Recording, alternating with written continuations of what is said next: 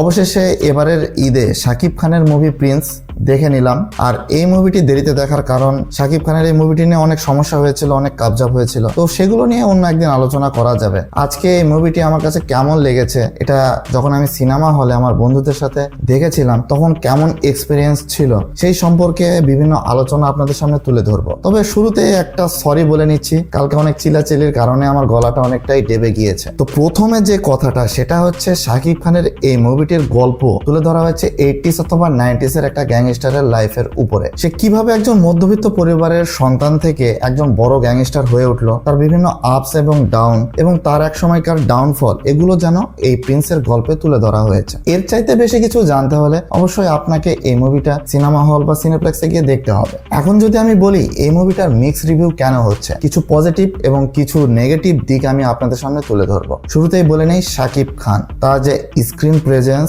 তার যে অ্যাক্টিং এই মুভির জন্য একদম দুর্দান্ত ছিল। তুফানে সে একটা গ্যাংস্টার বেস মুভিতে যে ধরনের ক্যারেক্টার প্লে করেছে, সেদিক থেকে ভাবতে গেলে যেহেতু এর আগেও সে এই ধরনের ক্যারেক্টার প্লে করেছে, এই ক্যারেক্টার প্লে করা তার কাছে নতুন কিছু ছিল না। সে কিন্তু খুব ইজিলি এই ক্যারেক্টার প্লে করে গিয়েছে এবং বিভিন্ন জায়গায় তার অ্যাক্টিং দেখলে মনে হবে যে হ্যাঁ আসলে সে একজন গ্যাংস্টার এবং তাকে কিন্তু দুর্দান্ত লাগছিল।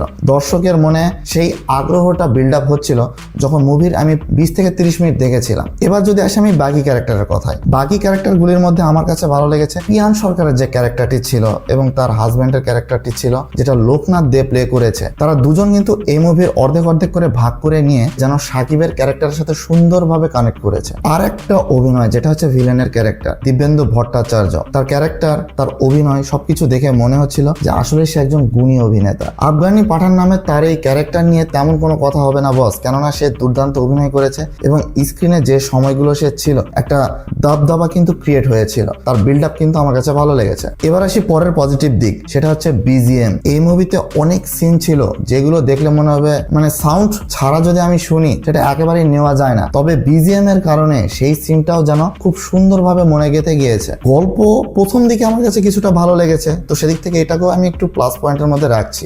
এখন যদি আমি একটু নেগেটিভে আসি, নেগেটিভের খাতা কিন্তু অনেক বড় বস। আমাকে গালি দেওয়ার আগে যদি আপনি এই মুভিটা দেখে আসেন তাহলে বেটার হবে, কেননা আমি এই মুভিটি দেখে এসেছি এবং এক্সপিরিয়েন্স করেছি। শুরুতেই যদি বলি যে ডাইরেক্টরের উচিত ছিল যে এই মুভিটাকে ঢাকায় একটু কষ্ট করে হলেও সময় নিয়ে শুট করা। যদি হাতে সময় না থাকে তাহলে আপনি এই ঈদে দিয়েন না, পরের ঈদে দিতেন, তাহলে একটু ভালো হতো। কেননা দেখেই বোঝা যাচ্ছিল যেটা কলকাতা, এটা কোনোভাবেই 80s বা 90s এর ঢাকা শহর নয়। তো সময়ের যে অভাবটা, এটা যখন বললামই তখন আমি আপনাদেরকে বলছি যে শাকিব খান এবং দিব্যেন্দু এই দুজন যেরকম ভাবে অভিনয় করে এসেছে, তাদের কাছ থেকে যে আউটপুটটা বের করে নেওয়ার দরকার, একটা র পারফরমেন্স বের করে নেওয়ার দরকার, এই পুল আপটা কিন্তু ডাইরেক্টর এখানে করতে পারেনি। যদি করতে পারতো তাহলে আসলেই কিন্তু মুভিতে আমরা সেই ধরনের একটা ব্যাটল দেখতে পেতাম এবং ফেস অফটা হয়তো বা সেরকম ভাবে জমে উঠতো। ফেস অফের কথা যখন বললাম বস, কিন্তু ফেস অফ তো আমরা পেলামই না। যদি না পাই তাহলে মুভিটাতে সেই ফিলটা কাজ করবে কিভাবে? এখন পরের টপিকে যখন আমি আসি, যে এই মুভিটা শাকিব খানের কিন্তু বেস্ট মুভি নয়, কেননা আপনি তুফান,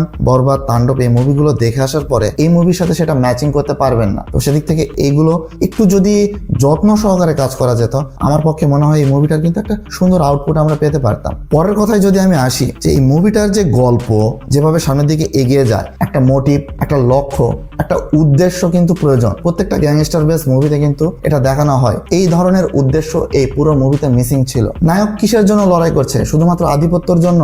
আধিপত্য পাওয়ার পর সে কি করবে, সে কি করলো, এগুলো যেন আগে ধরা দিচ্ছিল। আমার সাথেকার যারা বন্ধু বান্ধব ছিল তারা যেন 20 থেকে 30 মিনিট আগে বলে দিচ্ছিল যে এই মুভিতে এরপর গিয়ে কি হবে। তো এটা যদি হয় তাহলে মুভিতে যে ধরনের থ্রিলিং পাওয়ার দরকার সেটা কিন্তু মিসিং মনে হবে।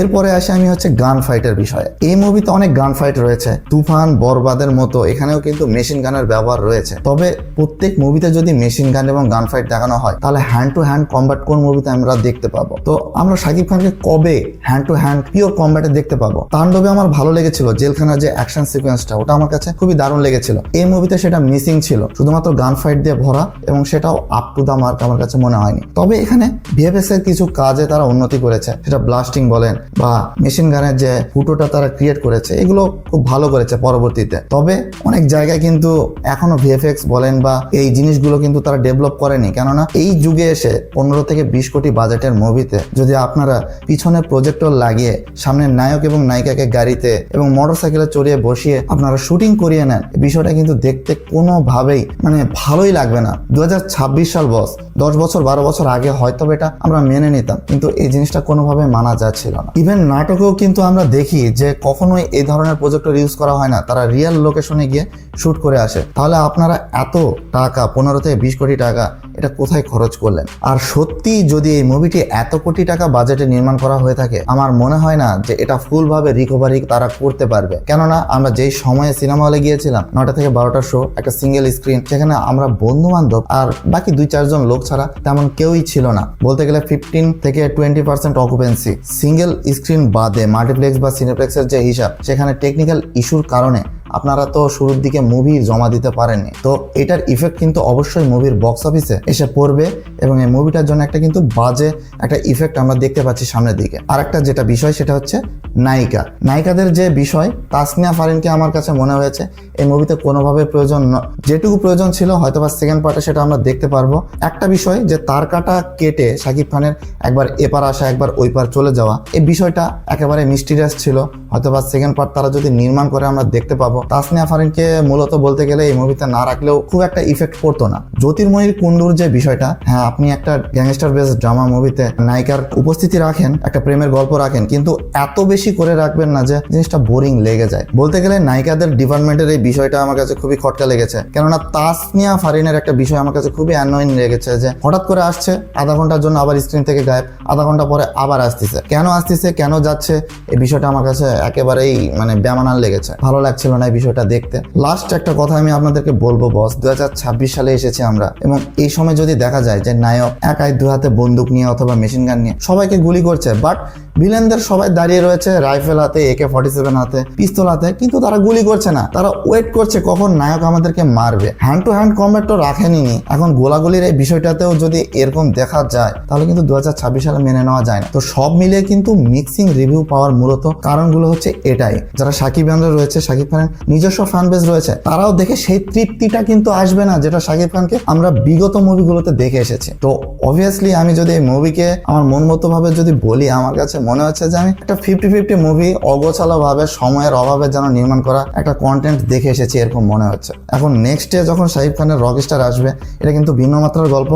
আশা করছি যেন ওই মুভিতে কিন্তু এমন কিছু থাকুক যেটা দেখে মনে হয় যে মানে মনে একটা শান্তি লেগেছে, দিল কো সুকুন মিল গয়া বস। তো সবশেষে আমি বলবো যে আমার পার্সোনাল রেটিং যেটা এই মুভিকে আমি দিব 2.5 আউট অফ 5, কেননা এখানে শাকিব খান ছিল বস, তার অ্যাক্টিং ছিল দুর্দান্ত, বাট এই মুভিটা কিন্তু আউট অফ দ্য লেভেলের আমার কাছে মনে হয়নি। বাকিটা আপনারা যারা মুভি দেখে এসেছেন নিচে কমেন্ট বক্সে জানিয়ে দিবেন যে কেমন লাগলো এবং এই ঈদে বাজিমাত করবে কোন মুভিটি, সেটা কিন্তু অবশ্যই জানাবেন। আর হ্যাঁ, যারা এখনো মুভিটি দেখে আসেননি, যারা শাকিব খানকে পছন্দ করেন, দেখে আসুন, তারপরে বাকি কথা হবে। আর যাওয়ার আগে বস একটা কথা বলবো যে এই মুভিটি কিন্তু এবারের ঈদে যেরকম ভাবে দাপট দেখানোর কথা ছিল সেটা দেখাচ্ছে না। এর ভিতরে যে সকল টেকনিক্যাল ইস্যু ছিল, বলতে গেলে মুভি পলিটিক্স, যেগুলো আমরা বিভিন্ন সময় দেখে এসেছি, কিন্তু এইবার একটু ভিন্ন রকমের দেখে আসছি যে ভিতরের অনেক সমস্যা রয়েছে, এগুলো নিয়ে আমরা একটা আলোচনা বা এই ধরনের কথাগুলো তুলে ধরার জন্য একটা ভিডিও আমরা আমাদের চ্যানেলে নিয়ে আসতে চলেছি। তো সেই পর্যন্ত কিন্তু আমাদের সাথেই থাকুন, আর সাথে থাকতে হলে আমাদের চ্যানেলটিকে এখনই সাবস্ক্রাইব করে রাখুন।